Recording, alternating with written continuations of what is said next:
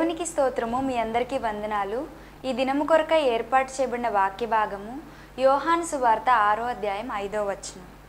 కాబట్టి యేసు కన్నులెత్తి బహుజనులు తన యొద్దకు వచ్చుట చూచి, వీరు భుజించుటకు ఎక్కడ నుండి రొట్టెలు కొని తెప్పింతుమని ఫిలిప్పును అడిగాను గాని. ఆమేన్. దేవునికి స్తోత్రం. హల్లెలూయా. మన ప్రభువును ప్రియరక్షకుడైనటువంటి యేసుక్రీస్తు నామములో మీ అందరికీ ప్రత్యేకమైన వందనాలు తెలియజేస్తూ, ప్రభు కృపను బట్టి గత 2 సంవత్సరాలుగా 3వ సంవత్సరాలు ప్రవేశించి కొనసాగిస్తున్నటువంటి, అనగా ఇంచుమించు 29 నెలలుగా ప్రసారం అవుతున్నటువంటి ఆయన హెచ్చవలసి ఉన్నది అనేటువంటి కార్యక్రమాన్ని బట్టి నేను ప్రభు నామాన్ని మహింపరుస్తున్నాను. ఆయన హెచ్చవలసి ఉన్నది, దాని విషయంలో ఎటువంటి సందేహం లేదు. వాళ్ళు వీళ్ళు కాదు, సంస్థ కాదు, సహవాసం కాదు, సంఘము కాదు, కానీ యేసు మాత్రమే హెచ్చవలసి ఉన్నది, యేసుక్రీస్తుల వారు మాత్రమే హెచ్చవలసి ఉన్నది అనేటువంటి ఉద్దేశంతో, ఆత్మీయ దృక్పథంతో ఈ కార్యక్రమాన్ని నేను నిర్వహిస్తున్నాను. నా వెనుకాల ఉన్నటువంటి, నన్ను సపోర్ట్ చేస్తున్నటువంటి, స్పిరిచువల్గా, మోరల్గా, ఫైనాన్షియల్గా సపోర్ట్ చేస్తున్నటువంటి కొంతమంది ప్రియులు ఉన్నారు. వారందరిని బట్టి నేను ప్రభు నామాన్ని మహింపరుస్తున్నాను. దేవుని స్తోత్రం. హల్లెలూయా. ఈ కార్యక్రమానికి ఇంకా అనేక మంది యొక్క సపోర్ట్ కావాలి. సపోర్ట్ అంటున్నప్పుడు కేవలం ఫైనాన్స్ అని నేను అనుకోవడం లేదు.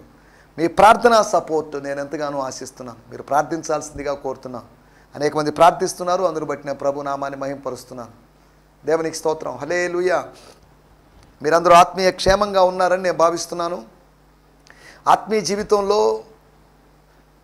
కొన్నిసార్లు అప్ అండ్ డౌన్లు ఉంటాయి, ఎత్తులు పల్లాలు ఉంటాయి. అలాగని ప్రతిసారి ఎత్తులు పల్లాలు ఉండాలని నియమం ఏం లేదు. ఎత్తైనటువంటి అనుభవంలో, అనగా ముందుకు సాగుతూ వెళ్ళాల్సినట్టు అవసరం ఉంది. ఇంకా పైకి ఎక్కి ఎక్కి ఎక్కి, లేదు అంటే డీప్గా 1000 మూరలు, మరో 1000 మూరలు, మరో 1000 మూరలు, అనగా చీలమండలపు లోతు, మోకాళ్ళ లోతు, నడుము లోతు, ఈదవలసినంత లోతు అనేటువంటి అనుభవాల్లోకి మనం వెళ్ళాల్సిన అవసరం ఉంది. దేవునికి స్తోత్రం. ఈ ఉదయకాలపు మీ వ్యక్తిగతమైన వాక్య ధ్యానాలు ముగించుకున్నారని నేను భావిస్తున్నాను. దేవుని వాక్యానికి ఎంతో శక్తి ఉంది. దేవుని వాక్యం సృజనాత్మకమైనది. కలుగునుగాక అన్నప్పుడు సమస్తము కలిగాయి. మనిషి మాట ద్వారా ప్రవక్తలు బోల్డ్ మంది ఉన్నారు, న్యాయాధిపతులు ఉన్నారు, రాజులు బోల్డ్ మంది ఉన్నారు. వాళ్ళ ద్వారా కాదు, కానీ దేవుని మాట ద్వారా కార్యాలు జరుగుతాయి. హెబ్రీయులకు రాసిన పత్రిక 4వ అధ్యాయం 12వ వచనంలో దేవుని వాక్యము ఖడ్గముతో, ఆత్మ ఖడ్గముతో పోల్చబడింది. అది ఎటువంటి 2 అంచులు కలిగినటువంటి ఖడ్గము కన్నా వాడిగా ఉంది, విభజిస్తుంది, దూరుతుంది అని వాక్య ఖడ్గాన్ని గురించి అద్భుతమైన మాటలు చెప్పబడ్డాయి. సరే, దేవునికి స్తోత్రం. రండి, ఈ సమయంలో మనం దేవుని వాక్యాన్ని ధ్యానించుకుందాం. యోహాను సువార్త 6వ అధ్యాయం మనం ధ్యానిస్తూ ఉన్నాం. ఇందులో మరికొన్ని విషయాలు మనం తెలుసుకోవడానికి ప్రయత్నం చేస్తాం. అధ్యాయంలో కొన్నిసార్లు ముందుకు వెళ్ళినప్పుడు ఇంకా కొన్ని వెనుక ఉన్నటువంటి వచనాల్లో ఏదైనా విషయాలు విడిచిపెట్టాము అని అనిపించినప్పుడు మళ్ళీ వెనక్కి వస్తున్నాం మనం. అనగా ముందుకు వెళుతున్నప్పుడు ఒకవేళ అక్కడక్కడ పరిగెలు మిగిలేటువంటి అవకాశం ఉంది. ఆ మిగిలినటువంటి పరిగెలను ఏరుకోవడానికి, పెరుక్కోవడానికి ప్రయత్నం చేస్తున్నాం. దేవునికి స్తోత్రం. హల్లెలూయా. మీరందరూ మీ ఆత్మీయ జీవితాల్లో క్షేమంగా ఉండాలని అనుదినం ప్రార్థిస్తున్నాం. మీ ప్రార్థనా అవసరతలు మాకు తెలియజేయండి. జిఎంసి సంతోష్ నెల్లూరు అనేటువంటి నా ఛానల్కి సబ్స్క్రైబ్ చేసుకోవాల్సిందిగా మిమ్మల్ని ప్రేమపూర్వకంగా కోరుతున్నాను. ఏదో ఛానల్ సబ్స్క్రిప్షన్ చెప్పి, లేకపోతే సబ్స్క్రిప్షన్స్ ద్వారా ఏదో సాధించాలని కాదు, కానీ యూట్యూబ్లో ఏదో పాపులర్ కావాలని కాదు, కానీ యూట్యూబ్ అయినా, సోషల్ మీడియా అయినా, ఎక్కడైనా ఏ వేదిక అయినా కానీ యేసుక్రీస్తు మాత్రమే హెచ్చవలసి ఉన్నది. దేవునికి స్తోత్రం. రండి, ఈ సమయంలో మనం దేవుని వాక్యాన్ని విందాం. చిన్న ప్రార్థన చేసుకొని దేవుని వాక్య ధ్యానంలోకి వెళ్దాం. పరిశుద్ధుడైన మా దేవా, మీకు వందనం చేస్తున్నాం. నీవు ఇశ్రాయేలు ప్రజలకు బోధించుటకు ఉపకారాత్మనిచ్చావు. అట్టి ఆత్మను నీ దాసుడైన నా మీద, ఈ ఛానల్లోనూ ఇతర ఛానల్లోనూ ఆయా వేదికల మీద బోధిస్తున్నటువంటి, నిలబడుతున్నటువంటి మీ దాసులకు మీరు అనుగ్రహించి, వారి మాటలు కాదు మీ మాటలు మీరు మీ ప్రజలకు వినిపించమని వేడుకుంటున్నాం. తద్వారానైనా మీ ప్రజల్లో గొప్ప ఉచివన్ను మీరు రగిలించమని వేడుకుంటున్నాం. మీరు వినిపించబోతున్న మాటల కొరకే మీకు వందనం చేస్తున్నాం. ప్రతి మాట మా కొరకే అని భావించి ప్రతి మాటను మేము స్వీకరించగలుగుతూ సహాయం చేయమని వేడుకుంటున్నాం. ప్రభువా, మీకు వందనాలు చెల్లిస్తూ, మీ వాక్యం ద్వారా మీరు మమ్మల్ని ఆశీర్వదించబోతున్నందుకు మీకు వందనం చెల్లిస్తూ యేసు క్రీస్తు నామములోనే ప్రార్థించగలుగుతున్నాం పరమ తండ్రి. ఆమేన్, ఆమేన్, ఆమేన్, ఆమేన్. దేవుని స్తోత్రం. మరొక పర్యాయము మీ అందరికీ ప్రత్యేకమైన వందనాలు తెలియజేస్తున్నాను. Good morning, have a nice day.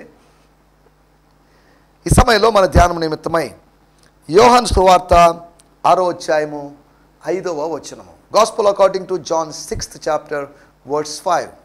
కాబట్టి యేసు కన్నులెత్తి బహు జనసమూహము తన యొద్దకు వచ్చుట చూచి వీరు భుజించుటకు ఎక్కడ నుండి రొట్టెలు కొని తెప్పింతుమని ఫిలిప్పును అడిగెను గాని. దేవునికి స్తోత్రం. నేను చదువుతున్నాను ప్రియాన్ సిమన్స్ గారి తర్జుమా, టీపీటీ తర్జుమాలో, ది ప్యాషన్ ట్రాన్స్లేషన్ తర్జుమాలో, యాజ్ జీసస్ సాట్ డౌన్, యేసు కూర్చున్న తర్వాత, అనగా శిష్యులతో కూర్చున్న తర్వాత అని, కొండ మీద కూర్చున్న తర్వాత అని, he looked out and saw the massive crowd of people scrambling up the hill. They wanted to be near him. ఆ పర్వతాన్ని ఎక్కుతున్నారట, లేకపోతే ఎగబాకుతున్నారు అన్నట్టుగా. For they wanted to be near him.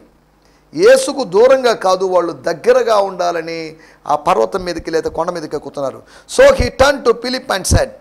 అటువంటి సందర్భంలో ఆయన ఫిలిప్పు వైపు తిరిగి, ఫిలిప్పు అనేటువంటి శిష్యుడు వైపు తిరిగి, బహుశా అప్పుడు 12 మంది శిష్యుల్లో ఫిలిప్పు ప్రభువుకు అక్షరార్థంగా లేదా ఫిజికల్గా లిటరల్గా ఆయన దగ్గరగా వచ్చి ఉండొచ్చు. ఆయన వైపు ప్రభు తిరిగి, where will we buy enough food to feed all this people. ఈ ప్రజలు, వస్తున్న ప్రజలకి కావలసినటువంటి ఆహారం మనం ఎక్కడి నుంచి కొనాలి, ఎక్కడి నుంచి తీసుకొని రావాలి, ఏ విధంగా సమకూర్చాలి అన్నట్టుగా. ఒకవేళ మనం ఫుడ్ పెట్టాల్సి వస్తే అని కాదు, ఒకవేళ భోజనము పెట్టాల్సి వస్తే, ఒకవేళ రొట్టెలు ఇవ్వాల్సి వస్తే అని కాదు, కానీ ఒకవేళ అని కాదు, ఖచ్చితంగా వారికి ఇవ్వాలి అనే ఉద్దేశంతో, వారిని పోషించాలి అనే ఉద్దేశంతో ప్రభు మాట్లాడుతున్నాడని అర్థం చేసుకోవాలి. నేను చదువుతున్నాను మరలా, ఇదొక తర్జుమా, ద ఫాదర్స్ లైఫ్ న్యూ టెస్టిమెంట్లోంచి నేను చదువుతున్నాను. అక్కడ రాయబడిన Jesus then looked up and seeing that a huge crowd had come to him said to Philip. తన దగ్గరికి వచ్చినట్లుగా, గొప్ప జనసమూహం వచ్చినట్లుగా ఆయన గుర్తించాడు. అనగా ఒకవేళ ప్రార్థనాపూర్వకంగా, ధ్యానపూర్వకంగా ఉన్నప్పుడు తను గుర్తించుండకపోవచ్చు, కానీ అకస్మాత్తుగా అక్కడ ఆ పచ్చికలో మందల్లాగా ప్రజలు, గొర్రెల మందలాగా ప్రజలు వచ్చి పడ్డాన్ని ఆయన గమనించి ఫిలిప్తో అన్నాడు, where can we buy bread so that people can eat. ఈ ప్రజలు తినున్నట్లుగా, ఈ ప్రజలు భుజించినట్లుగా వీరికి ఆహారం ఎక్కడి నుంచి తెస్తాం? ఎవరైనా వెళ్తారా? మీలో ఎవరైనా వెళ్తారా ఆహారం కోసం? 5,000 మంది కొరకైనటువంటి ఆహారాన్ని తీసుకొని రావడం, 12 మంది తీసుకొని రావడం అంత సులభమైన విషయమేం కాదు. 12 మంది తమకు కావలసిన ఆహారము, లేకపోతే ఎక్స్ట్రాగా ఉన్నటువంటి యేసుకు కావలసిన ఆహారాన్ని తీసుకొని రావడానికి, 13 మందికి కావలసిన ఆహారాన్ని తీసుకొని రావడానికి యోహాను సువార్త 4వ అధ్యాయంలో 12 మంది వెళ్ళారు. కానీ 5,000 మంది పురుషులు అంతా కలిపి 20,000 మందికి సరిపడా ఆహారాన్ని ఈ 12 మంది తేగలరా అనేటువంటి విషయాన్ని కూడా మనం ఆలోచించాలి. సరే, ఇప్పుడు ఆలోచించడం వల్ల ప్రయోజనం లేదు, కానీ మనం ఆలోచిస్తున్న విషయం ఏంటి అంటే, ఒక అవసరతను ఆయన తెలియజేశాడు. భోజనం పెట్టాల్సినటువంటి అవసరత, రొట్టెలు లేని స్థితి, రొట్టెలు ఎవరు తీసుకొని రాలేని పరిస్థితి.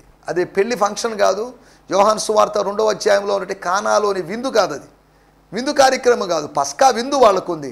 ఎవరి పాటికి వాళ్ళు, ఎవరి కుటుంబం. పస్కా అంటున్నప్పుడు అదొక ఫ్యామిలీ ఫెస్టివల్.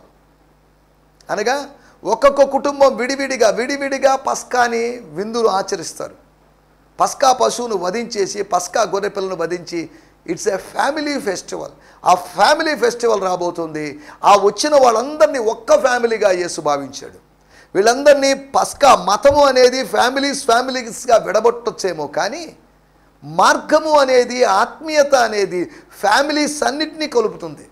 మెంబర్స్ని కలిపితే ఫ్యామిలీ అవుతుంది, ఫ్యామిలీస్ని కలిపితే కమ్యూనిటీ అవుతుంది, లేదంటే చర్చ్ అవుతుంది. యేసు ప్రభు యొక్క దర్శనము కేవలం ఫ్యామిలీ కాదు, ఫ్యామిలీ దర్శనం లేదని కాదు, ఫ్యామిలీ గురించి మంచి అభిప్రాయం లేదని కాదు, ఫ్యామిలీ మాత్రం కాదు. His vision is just beyond the family. That's a community, that's a group of people, that's the church of Christ or church of God. దేవుని స్తోత్రం, హల్లెలూయా, దేవుని స్తోత్రం. ఇక్కడ రాయబడినటువంటి మాటలు మనం ఆలోచించిన మన మూలవాక్యం వాడుక భాషలో కూడా మనం చదవడానికి ప్రయత్నం చేస్తాం. WBTC, world Bible translators corporation వాళ్ళ బెంగళూరు వాళ్ళ బైబిల్లోంచి తర్జుమాలోంచి మనం చదువుకుందాం. స్తోత్రం. 6వ అధ్యాయం 5వ వచనం. యేసు తలెత్తి పెద్ద ప్రజల గుంపు తన వైపు రావడం చూసి ఫిలిప్పుతో వీళ్ళు తినటానికి ఆహారం ఎక్కడ కొందాం అని అడిగాను. యేసు ప్రభు ఓవర్ కాన్ఫిడెన్స్ తో అడగడం లేదు. చేస్తే చేస్తాం, లేకపోతే లేదు. ఊరే జస్ట్ ఒక ఐడియా చెప్పానండి అని కాదు. ఆయన చెయ్యాలి అనేటువంటి దృఢ నిశ్చయంతో he asked the question to Philip with a determination to distribute the food to all the people coming to him. తన దగ్గరికి వస్తున్న వారందరికీ, యేసు దగ్గరికి వస్తున్న వారిని ఆకలితో ఆయన పంపించి వేయడు. మార్కు సువార్త 8వ అధ్యాయంలో మార్గ మధ్యలో వీరు మూర్ఛిల్లిపోతారేమో, ఇప్పటికే ఉపవాసంతో ఉన్నారని వాళ్ళ గురించి, వాళ్ళ భౌతికమైన అవసరతలు ఎరిగినవాడు. సాధారణంగా మనం ఒక వ్యక్తి యొక్క ఒక సంఘ కాపరిగా నేను ఆదివారం మందిరానికి వచ్చే వాళ్ళ గురించి దేవుని వాక్యం వాళ్ళకి ఎలా అందుతుందని వాళ్ళ ఆత్మీయ అవసరత గమనిస్తాను.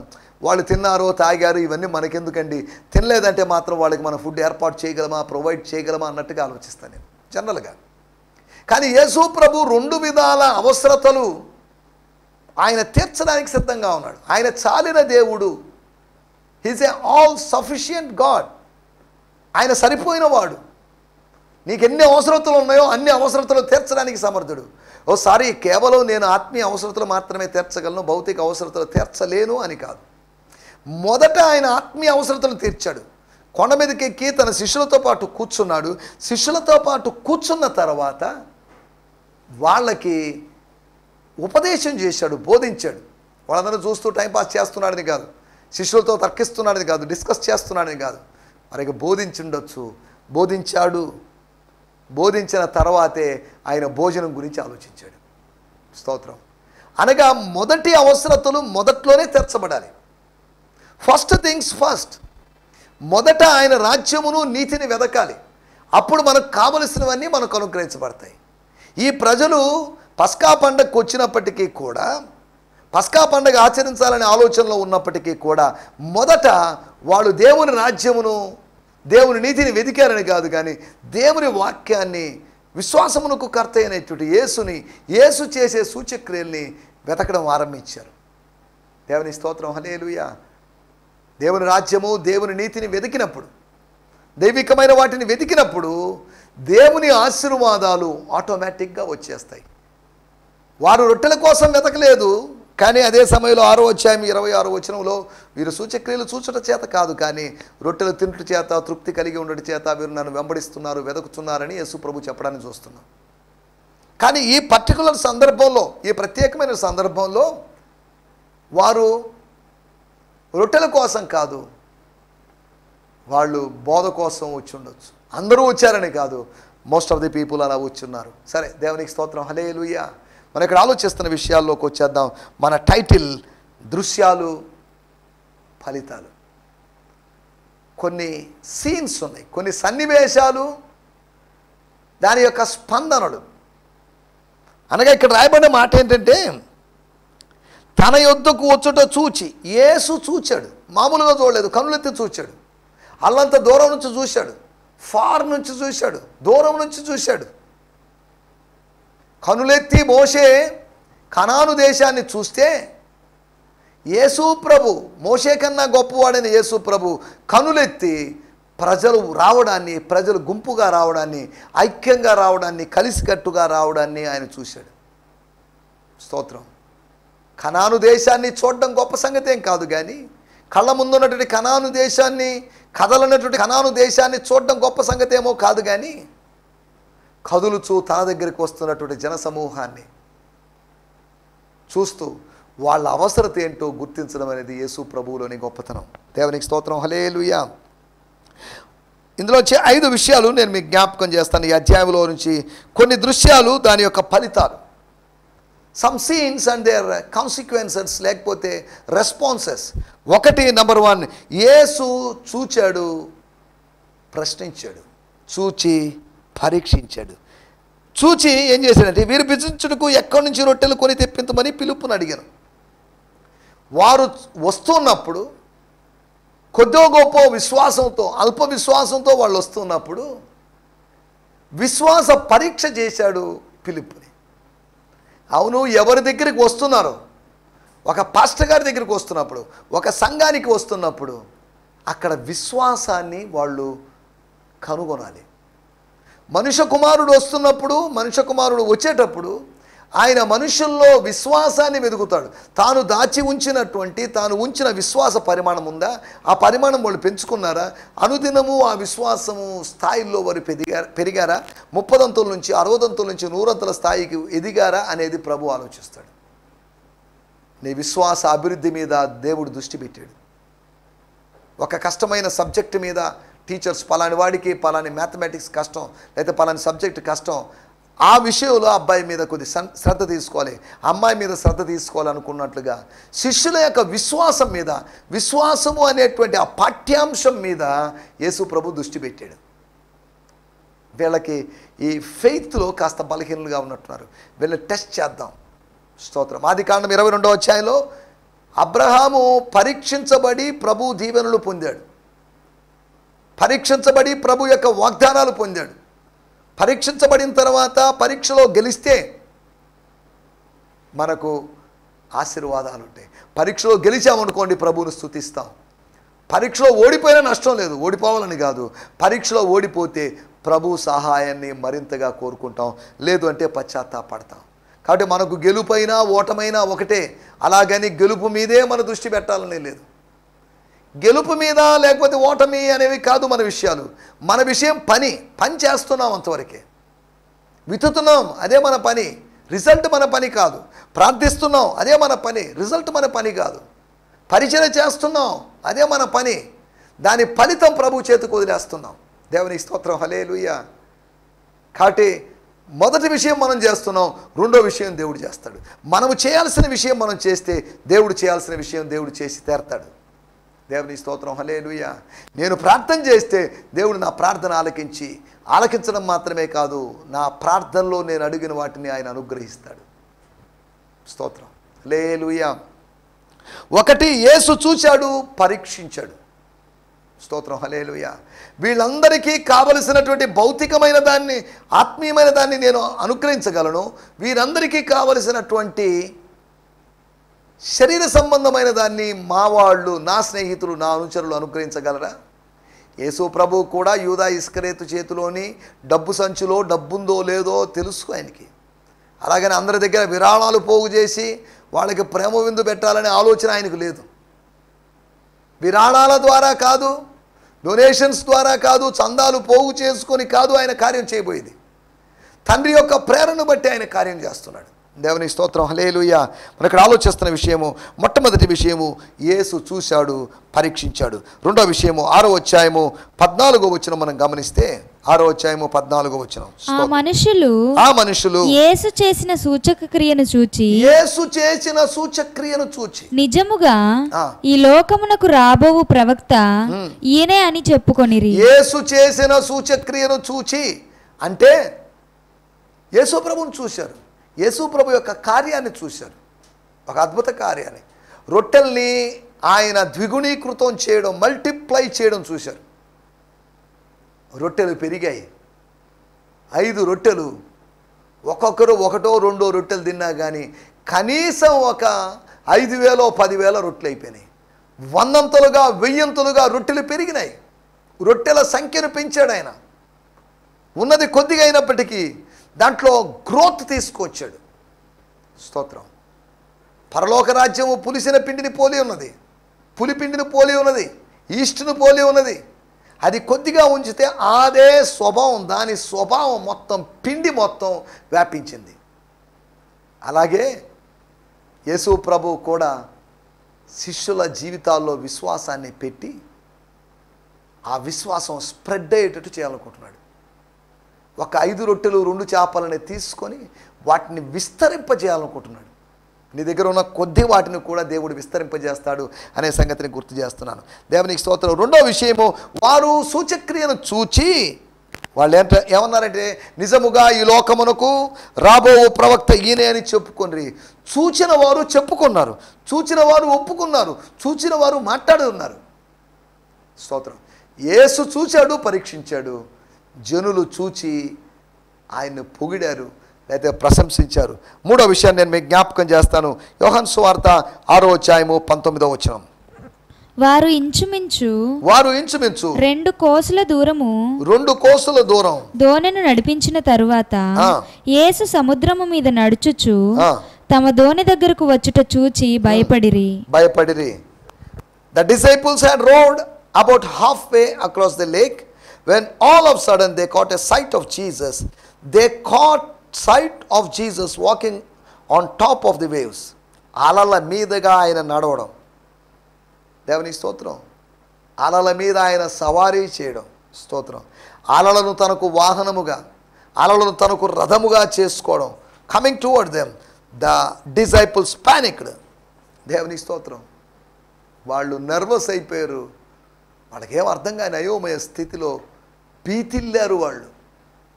దేవుని స్తోత్రం. హల్లెలూయా. మూడవదిగా శిష్యుల యొక్క నెగటివ్ స్పందన చూడండి.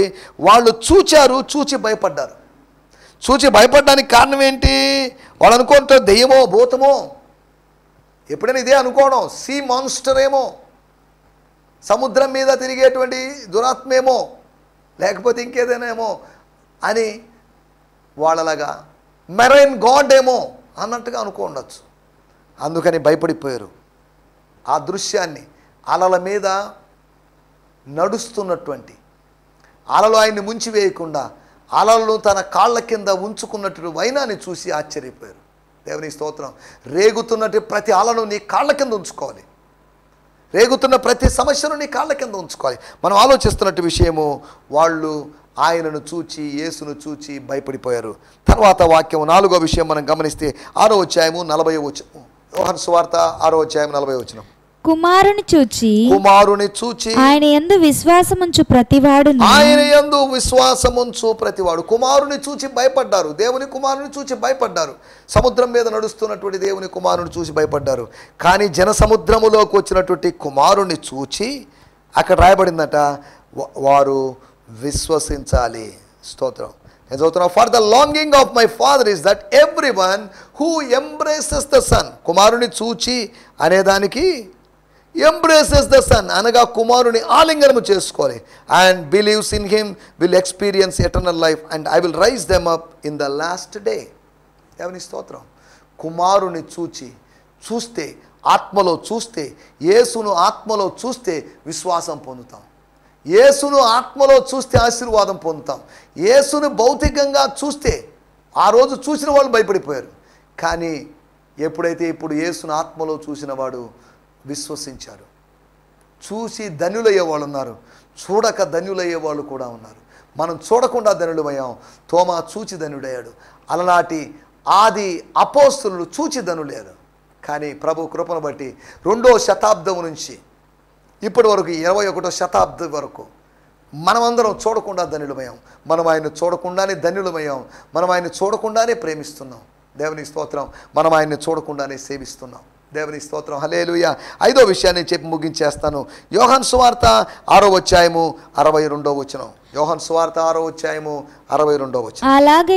అలాగైతే మనుష్య కుమారుడు మునుపున్న చోటుకు ఎక్కుట మీరు చూచిన ఎడల ఏమందురు? What will you do when you see the Son of Man ascending into the realm from where he came? ఆయన ఎక్కడి నుంచి వచ్చాడో అదే స్థితిలోకి, అదే స్థాయిలోకి, అదే అనుభవంలోకి ఎక్కి వెళ్ళడాన్ని, ఆరోహణమైపోవడాన్ని చూస్తే మీరేమంటారు? What would you say? ఇప్పుడు యేసు చేసిన సూచక్రియలను చూసి రాబో దేవుని కుమారుడు అన్నారు. కొన్ని దృశ్యాలు, యేసు సముద్రం మీద నడవడం ఒక దృశ్యం, యేసు ప్రభు రొట్టెలను అధికం చేయడం ఒక దృశ్యం, జన సమూహము యేసు దగ్గరికి రావడం ఒక దృశ్యం. యేసు ప్రభువును చూచి విశ్వసించడం చూడడం అనేది ఒక దృశ్యము, దాని ఫలితాలు. వీటిలో మనం ఆలోచించిన విషయము చూచి పరీక్షించినటువంటి ప్రభు, అంతేకాకుండా చూచి స్తోత్రం చెప్పుకున్నటువంటి జనులు, చూచి భయపడిపోయినటువంటి శిష్యులు, చూచి విశ్వసించవలసిన వారు. మనం చూచి విశ్వసించాం, ఆత్మలో చూచి విశ్వసించాం. తర్వాత చూచి ఆరోహణుడయ్యేటువంటి క్రీస్తును చూచి మునుపున్న చోటికి ఎక్కేటువంటి, మునుపు ఒక చోట్లో ఉన్నాడు ఆయన, మునుపు లేనివాడు కాదు, మునుపు కూడా ఉనికి కలిగి ఉన్నవాడు. దేవునికి స్తోత్రం. He had existence even in the past. అప్పట్లో వర్తమానంలో ఆయన ఉనికి కలిగి ఉన్నాడు, గతములో ఉనికి కలిగి ఉన్నాడు, భవిష్యత్తులో కూడా ఆయన ఉనికి కలిగి ఉంటాడు. 3 కాలాలలో ఆయన ఉనికి కలిగి ఉండేటువంటి దేవుడు. దేవునికి స్తోత్రం. హల్లెలూయా. ఈ సమయంలో మనం ఆలోచిస్తున్నట్టు విషయాల్లోకి వచ్చేస్తున్నాం. ఆ మాటలు నేను ఇక్కడ ముగిస్తున్నాను. మన ముందున్న దృశ్యాలకి మన యొక్క ఆ ఫలితాలు అయితే స్పందనలు ఏంటి? చూచి నువ్వు విశ్వసిస్తున్నావా, లేదా చూచి భయపడుతున్నావా? చూచి నువ్వు ఆరాధిస్తావా, అభ్యంతరపడతావా? నువ్వు చూచి చెప్పుకుంటావా, చూచి మౌనంగా ఉంటావా? చూచి పరీక్షించబడతావా, చూడబడిన తర్వాత పరీక్షించబడతావా అనేటి విషయాలు మనం ఆలోచించుకుందాం. దయచేసి అందరూ కళ్ళు మూసుకోండి, తలలు వంచండి, చిన్న ప్రార్థన చేసుకుందాం. ప్రార్థనలో నాతో ఏకీభవించాల్సిందిగా కోరుతున్నాం. దేవుని స్తోత్రం. హల్లెలూయా. పరిశుద్ధుడైన మా దేవా, మహోన్నతుడా, మహాగణుడా, మీ నామానికి స్తుతి స్తోత్రం చెల్లిస్తున్నాం. మీరు మాకు వినిపించిన మాటల కొరకే మీకు వందనం చేస్తున్నాం. ఈ మాటలను బట్టి నేను స్తుతిస్తున్నాం ప్రభువా. మీరు చూచి పరీక్షించారని, జనులు చూచి చెప్పుకున్నారని, శిష్యులు చూచి భయపడ్డారని, చూచి విశ్వసించవలసిన వారు ఉన్నారని, చూచి అభ్యంతరపడే వాళ్ళు ఉన్నారని, ఇలా మేము మీ మాటల్లోంచి ఒక 5 విషయాలు యోహాను సువార్త 6వ అధ్యాయంలోంచి చెప్పుకున్నాం. దృశ్యాలు, ఆ దృశ్యాల ఫలితాలు, ఆ దృశ్యాల ద్వారా కలిగేటువంటి సత్ఫలితాలు ఉన్నాయి, దుష్ఫలితాలు ఉన్నాయి. వీటిని గురించి మాకు బోధించిన విధానం కొరకే మీకు వందనం చెల్లిస్తూ 6వ అధ్యాయం 40వ వచనంలో ఉన్నట్టుగా మేము చూచి మిమ్మల్ని విశ్వసించగలుగుటూ సహాయం చేయమని సకల ఘనత, మహిమ, ప్రభావాలు మీకు ఆరోపిస్తూ యేసు క్రీస్తు నామములోనే ప్రార్థించడుగుతున్నాం పరమ తండ్రి. Amen, amen, amen, amen. దేవునికి స్తోత్రం. మీ అందరికీ వందనాలు. ప్రభు మిమ్మల్ని దీవించునుగాక. ప్రభు చిత్తమైతే రేపు ఉదయము ఇదే సమయంలో, అనగా శాంతి టీవీ ఛానల్లో 52వ ఛానల్లో ఉదయం 8 గంటల నుంచి స్తోత్రం 8:30 వరకు జరిగేటువంటి ఈ ప్రసారమయ్యేటువంటి కార్యక్రమంలో మనం కలుసుకుందాం. దేవుని కృప మీకు తోడే ఉండునుగాక. దయచేసి సందేశంలోంచి ఏమైనా సందేహాలు ఉన్నట్లయితే మీరు దయతో సంప్రదించాల్సిందిగా కోరుతున్నాం. ఎందుకంటే దేవుని వాక్యంలో ఆయా సందర్భాల్లో మనం ధ్యానిస్తున్నప్పుడు సందేహాలు రావడం సమంజసమే, సహజమే. కనుక ఒక క్లారిఫికేషన్ కోసం నన్ను సంప్రదించాల్సిందిగా కోరుతున్నాను. దేవునికి స్తోత్రం. ప్రభు మీ అందరినీ ధారాళంగా దీవించునుగాక. తన సువార్త వ్యాప్తి నిమిత్తమై, తన రాజ్య నిర్మాణం కోసమై దేవుడు మిమ్మల్ని, మీ కుటుంబాలను వాడుకొనుగాక. హల్లెలూయా, హల్లెలూయా. ఈ సందేశము మీకు ఆశీర్వాదకరంగా ఉందని నమ్ముచున్నాము. ప్రార్థన అవసరతల కొరకు మమ్మల్ని సంప్రదించవలసిన మా చిరునామా గిద్యోన్ మిషన్ చర్చ్, 6వ వీధి, శాంతినగర్, నెల్లూరు 4, ఆంధ్రప్రదేశ్. పిన్ 524004. మా ఫోన్ నంబర్లు 7036443613 మరి ఒక నంబర్ 9392293010. మా ఈమెయిల్ ఐడి gfihmi2015@gmail.com. దేవుడు మిమ్మును ఆశీర్వదించునుగాక. ఆమేన్.